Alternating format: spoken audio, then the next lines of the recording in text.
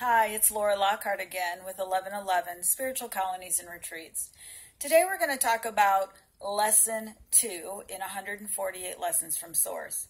148 Lessons from Source is a book that I wrote as a conduit for the Source himself, God, who gave me information, and I, with a pen, wrote as fast as I possibly could to dictate everything that he was telling me. Now, this is a book. And as you know, and I stated it yesterday, you can buy this book on Amazon.com. Now, it's really important for you to buy the book, preferably in the workbook form, because I've left space between each and every lesson where you can actually write your thoughts and put everything on paper, and you can go back and reflect and meditate on things that you wrote and what each lesson meant to you. It's also on Kindle and ebooks. Go ahead and do that if you like. And a lot of times if you buy the book, the ebook is free, so you can kind of just carry it with you and go back through the lessons as you see fit. Now, the lesson today is just as simple as the one yesterday, but it seems to be that the most simple of lessons are the hardest ones learned. Today's lesson is spend more time with yourself. Unfortunately, that's one of the most difficult things that we as human beings do. We surround ourselves with noise and chaos and things to keep ourselves distracted from our thoughts. And even more sad, we keep ourselves distracted and we miss the signs and the messages and the word from the universe. Why is this important?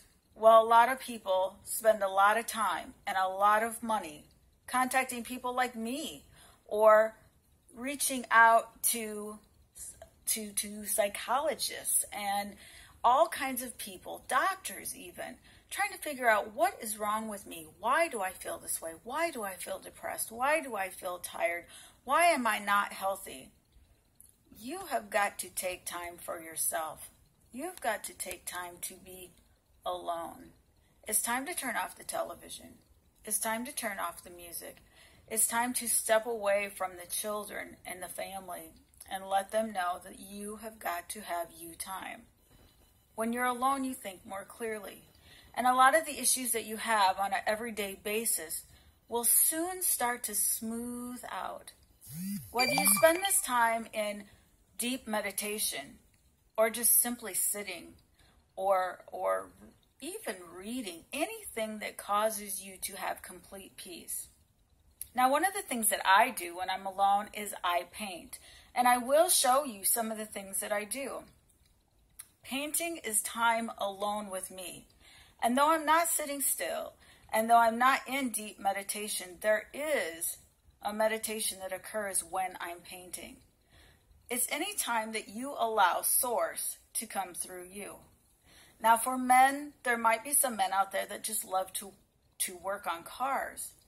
Even though they are active, they are still alone. It gives them time to think. It gives them time, more importantly, to hear.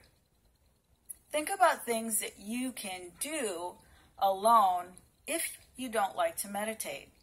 You don't have to be absolutely still. You could be out taking a walk, or you could just be exercising. Now, when you set your exercising goals in a gym, unfortunately, the TVs are usually going while you're walking on the treadmill. There's action and a lot of times grunting going on as each person tries to reach their highest goals. So, when you're trying to spend time with yourself, do it at home. Do it outside, like we said yesterday, at a park. Do something that you can look inward if you must be doing something outward. Okay?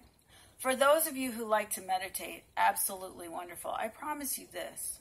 When you start to take time for yourself, when you start to spend time with yourself, you will see all the things in the world change around you.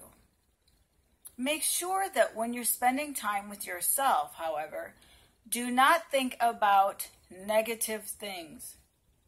And unfortunately, that's why a lot of people don't like to be alone or don't like to be in silence. Because that's when all of the fears creep in to all the deepest and darkest corners of our mind.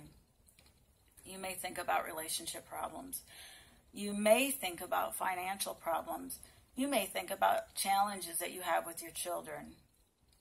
If you find yourself thinking about these things, consciously stop that thought and think of something positive.